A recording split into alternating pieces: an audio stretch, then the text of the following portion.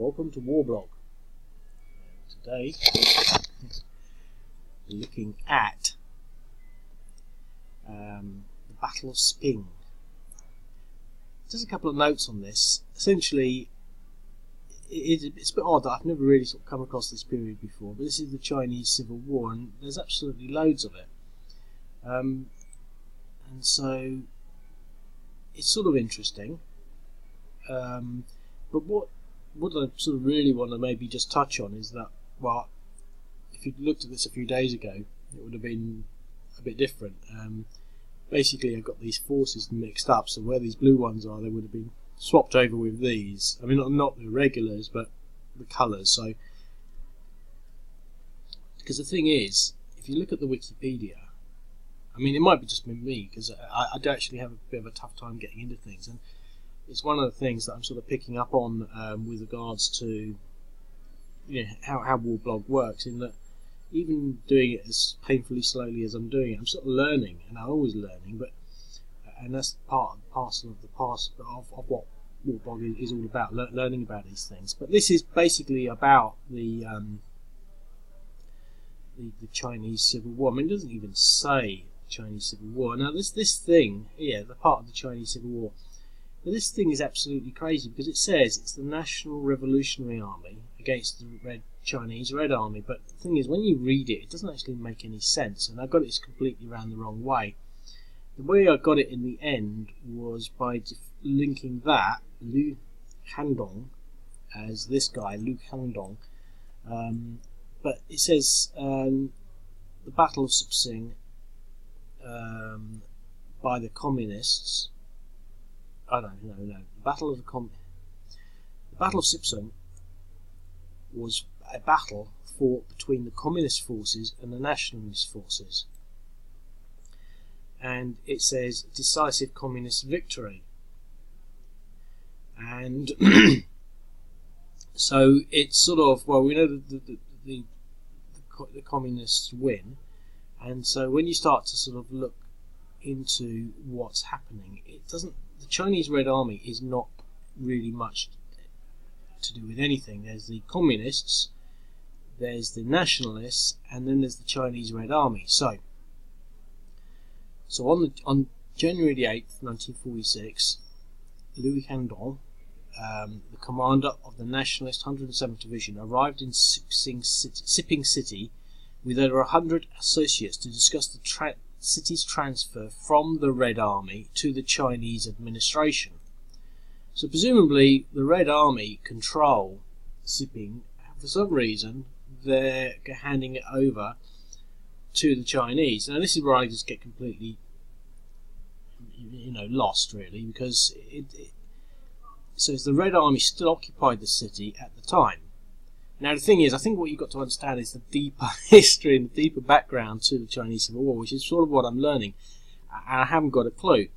So why is the Red Army occupying the city and then leaving it, handing it over to, essentially connecting this guy to this, the National Revolutionary Army, who I would have thought were the Nationalists, which does sort of make sense when you look at it now after connecting it, but I didn't sort of think of it that way to start off with, because I don't know how I connected that. But the Red Army, I thought that he would, if he had gone into the Red Army, then this guy must be part, the 107th must be associated with the Red Army in there. So these were on the same side. So whoever was on this one was the one that had gone in there with 100 sort of associates, etc., etc.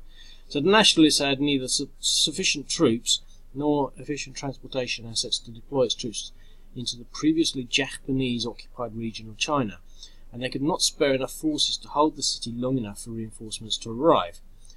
So the Nationalists at Siping recruited bandits in the region, including members of the Good Under the Heaven and Flying Over the Grass gangs, to secure the local garrison, etc., etc. So we've sort of picked up on what's what to some extent, but I still really don't understand how there's these three forces. There's the Nationalists, the Communists, and then there's the Chinese Red Army. I mean, And if you actually start looking up these things, the Chinese Workers and Peasants Red Army, renamed Chinese People's Army, commonly known as the Chinese Red Army, or simply as the Red Army, was formed.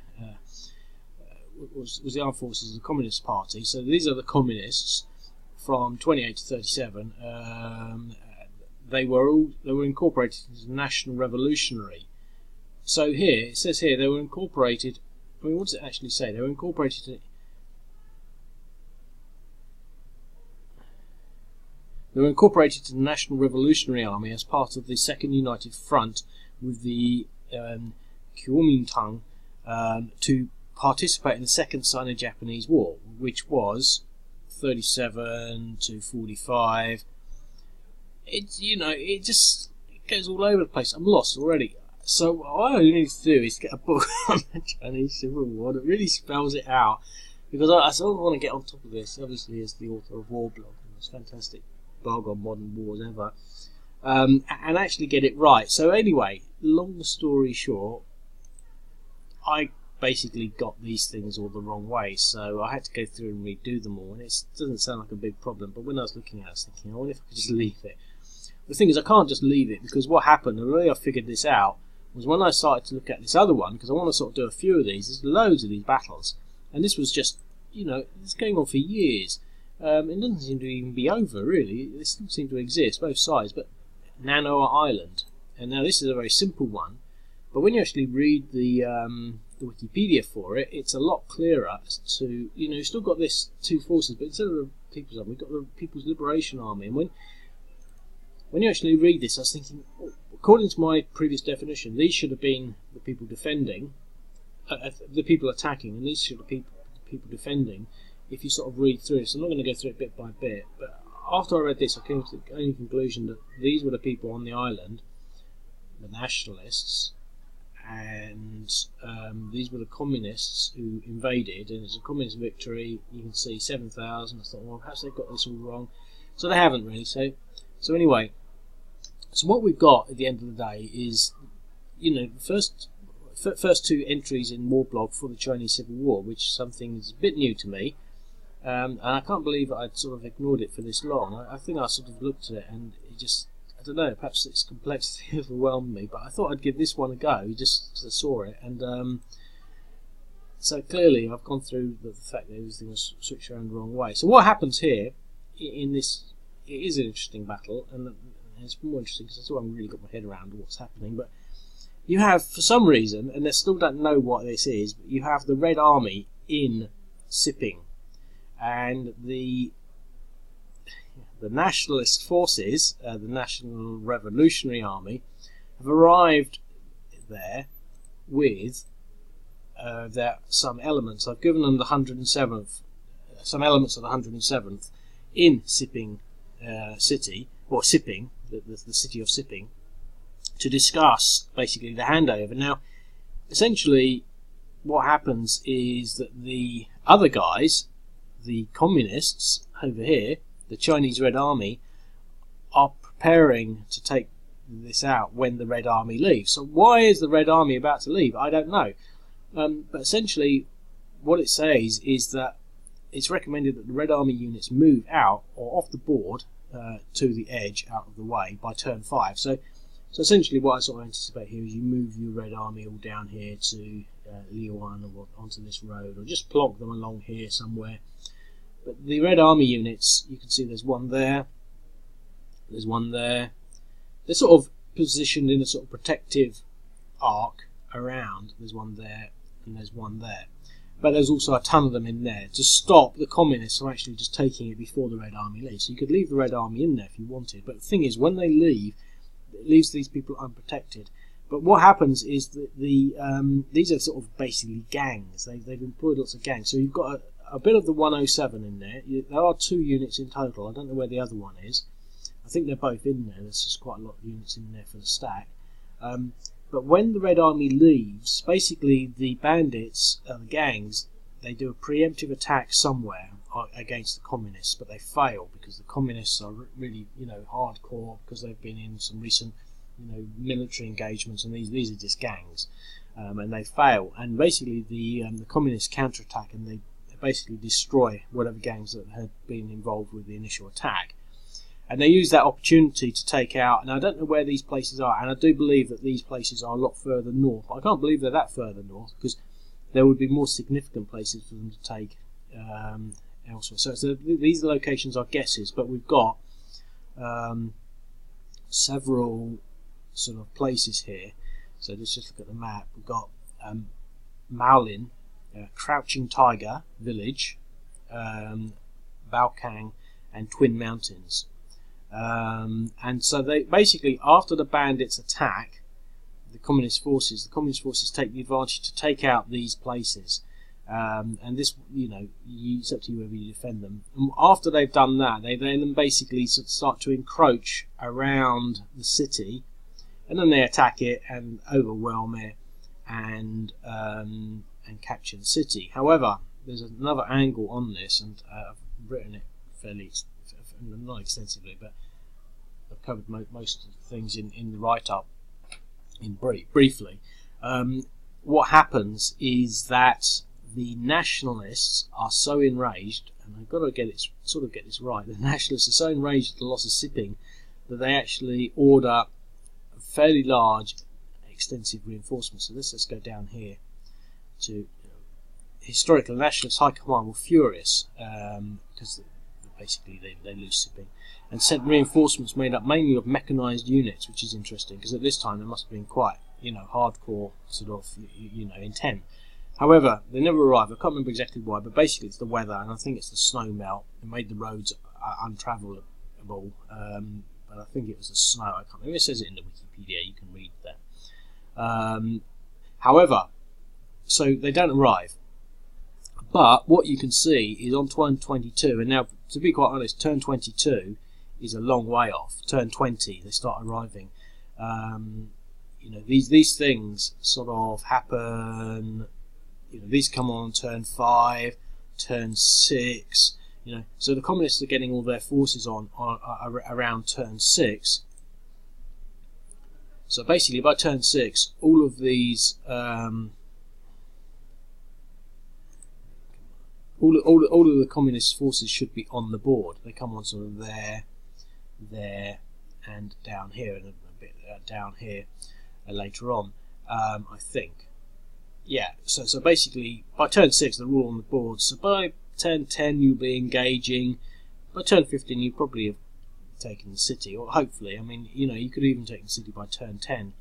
And the reason they come on turn 20 is because really they should come on turn 40, but I don't really want you to sit there.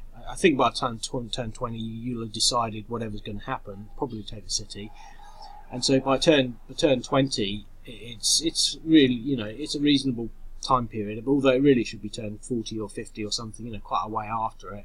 But we don't want you just sort of sitting there clicking through turns. So it's relative, it's like a concertina time frame. But they come on here, and so instead of saying, well, they got blocked by the rains and the bad weather, we sort of, well, what happened if they didn't? So we've got that option. So you could then have the Nationalist reinforcements, which is like pretty much made it a massive, significant force, come onto the board along here, and then you can see what happens there and how that works. It's a sort of an equal size. I've tried to make it just a tad bigger, but they are mechanised, or they've got mechanised. They're mechanised and motorised. What's missing from all of this is sort of a significant amount of artillery, but I've sort of left that out and incorporated it mainly into the units. So it's just basically infantry all over the place without a lot of artillery. I've sort of done that deliberately because these wars back then, they did use artillery, of course, but in another sense, they were more infantry focused in that the artillery elements would be possibly, I don't want to say they're a little shorter range because that's probably not true, but the thing is they would have been used at much shorter range. They were still sort of, especially the Chinese, they were more, although we'd had the Second World War, the mechanisation of the Second World War, I don't think it really truly encompassed what the Chinese were doing. They were probably still marching around like they did in the sort of, they sort of wherever times they were when they had samurais around, just marching lots of troops. I mean, you can sort of see that from the way that they worked in Korea. So basically, you get the option of that sort of what if at the end of it, So hopefully it should be an interesting battle. Because of the sort of all the faffing around I've done at trying to explain things, looking at the Wikipedia. I'm not going to do any playthrough now. I'm not sure that I really feel like doing that. So I haven't really sort of given it much thought. But you know, I hope you'll think, oh, well, that looks interesting. I mean, the thing to just reinforce and reiterate is that you've got to move the Red Army away. So I think if a lot of people just play this and sort of not read the instructions and not really take on board the intent, the intent is, let me just get my drawing tool out so we've got at least some sort of annotation on this, is that by turn 5, all of the Red Army, which includes these units, these units, you can turn my computer slow because it doesn't want to do curvy lines, will all move the board, all leave the board, so we can put them all to there. You know, if you put them all in there, but they leave the board, so it leaves it quite empty. So instead of having a big solid infantry unit defending this road, you've only got these little gangs up here, which are quite tough, but still, you know, they're not tough once these units get stacked up in, you know, in sizable amounts, which is what's going to happen. And so, you know, it's really sort of like how, you know, how much can you slow the Nationalist forces down. But the only other thing to sort of just touch on top of all of that is that I'm sort of aware of this, but because of the almost ambiguity, the People's Liberation Army, there's their flag against the Chinese Red Army. Well, hang on, that's the same flag, isn't it? I mean, the thing with Wikipedia, it's always bugged me a little, is that it's not really the most authoritative source on everything. You get quite a lot of entries where you realise that the people that have written it don't have a very good command of English, and or they probably haven't read the full article, and things repeat themselves. You get the same sort of paragraph and it's exactly the same, it's just clearly written by someone different, and no one's read the article with the sort of the broad comprehension required to actually spot that. And here you've got the same flag of the People's Liberation Army, etc. I'm not pointing this out because I don't know, but what I'm trying to get to here is that when I started to look into this, if you actually look under the Chinese Red Army, you get this sickle, hammer and sickle thing, and here you've got that. So essentially, what I'm trying to get to, and okay, I might be wrong here, these are different. So you've got the hammer and sickle, and then these ones have got the star. And I don't really know exactly what the difference is. And these ones have a star and these little things here. If you actually look, the little icons are very different, but it's very subtle. Now, obviously, the blue ones, the ones with the blue box, are clearly defined. You can see the difference. But the Red Army have got the sickle, and these ones have the star, and they're different items. And I think the colour is slightly different, although it might be exactly the same colour. I think, you know, if you look at how colour pickers work, but it doesn't really matter. I mean, they are essentially different, and I do quite enjoy making it difficult from time to time. I've done some ISIS units who look very much like the Al-Qaeda units, with just some very fine detail distinguishing between the two. But so essentially, you've got to these are different units, and so you might be looking at it and thinking, oh, who's on whose side here? Well, obviously these are they're on the revolutionary side, the revolutionary forces, the Nationalists at the moment. But the thing is, I think to some extent they're not actually on the Nationalist side because they're the Red Army. And why they're leaving, I still don't know. But what I'm just trying to point out here is that the colouring is a little difficult to follow. You know, it's not as though these are green and these are blue. They all look red, and that's you know. But it's if you actually, to any veteran war gamer, you know, this won't be too much of a hardship to really sort of. It's obvious, isn't it? The symbol's different, but to anyone that really hasn't got a clue, they're probably thinking, you know, they all look the same to me. Yeah. Okay. So anyway, that's that. I'm not going to play it just because I'm just not in the mood at the moment. But I sort of wanted to get this out. it's quite actually complex. Doing all of this stuff. I mean, I enjoy it, but find that this was a particularly difficult one. It faced a lot of challenges because I had to figure things out. And although at the end of the day it sounds quite obvious, it was actually really, really challenging. It was sort of like it was beyond my easy curve. A lot of these modern battles, they're easy to do. The ISIS and Syria, you just plonk some Syrian units. But when you've got these very clear historical sort of narratives in play, it's quite difficult to follow them when you can't figure out who's on what side, etc., etc. And so it slowed me down quite a lot, just trying to get them right. This one should be a nice easy one actually. I've looked at it, and once I get the detail on here, it's actually quite self-contained and quite simple and straightforward to set up. It does clarify this other one a little, but I've still got these to do. And so, I'm sort of a bit slowed down by, when I choose these ones, the amount of intellectual effort that goes into them. The mental effort is magnitudes higher than it is for something like this, where it's so simple that I can just check these things out. But one of the other things that just maybe almost completely wandering off here on a tangent is that these maps take a long time. It takes a long time to do all this C. I mean, the way I do it, I set it up with everything being one terrain type. In this case, desert.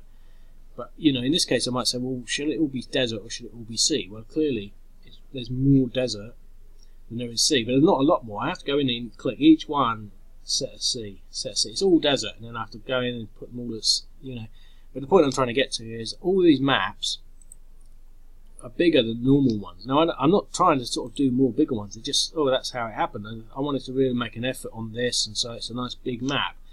But these are the ones that I want to be doing. These nice small maps. And the thing is, they're no different from my gameplay. Whenever I play them, I think this is no different. The big maps are actually even are more cumbersome, to be quite honest. I don't even like playing on the bigger maps. I like playing on these ones, but the problem is these are big. This is a big one. This is a big one. It's a big one. It's bigger than normal. It's bigger than normal. It's bigger than normal. And the thing is, doing that, no matter how you do it, it means it takes longer to do. There's more hexes to colour.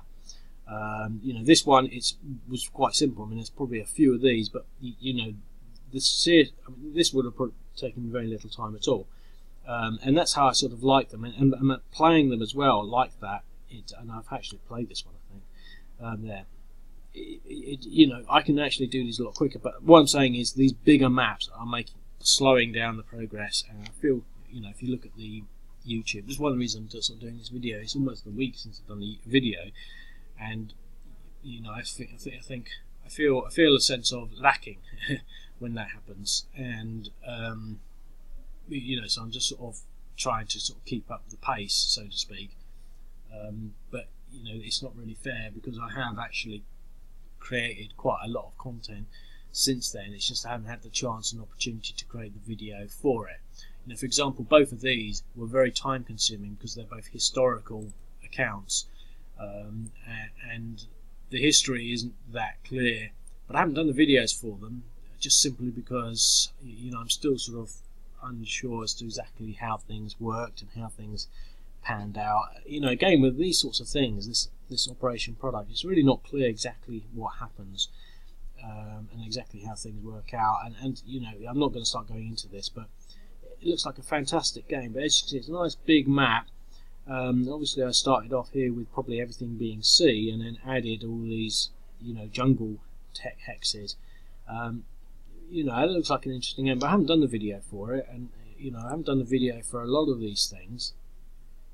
So I do have a lot of scope for adding the videos, but as I say, things are sort of slowing down. Not so much from a point of view that I don't know how to say it, like I'm losing momentum or anything. I'm just got loads of other things that I'm doing, and then when I am putting my time to this, they're big complex things. you know. So what I'm going to be trying to focus on is just getting more of these much smaller ones. You know, I mean, this is actually, yeah, this is a normal standard one. It's, you know, interesting map. I've done the video for this, I'm sure.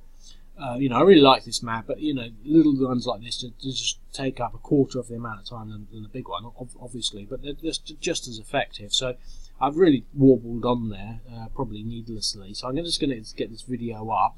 I've got another video. I'll probably do another one in a week, but presumably at some point I'll get myself back in gear with regards to sort of producing more videos on, you know, smaller maps, etc., etc. You know how it works. So anyway, hope you found that useful, and are sort of now gagging to play the Battle of Siping, which is absolutely fantastic. And I'll speak to you later. Cheerio.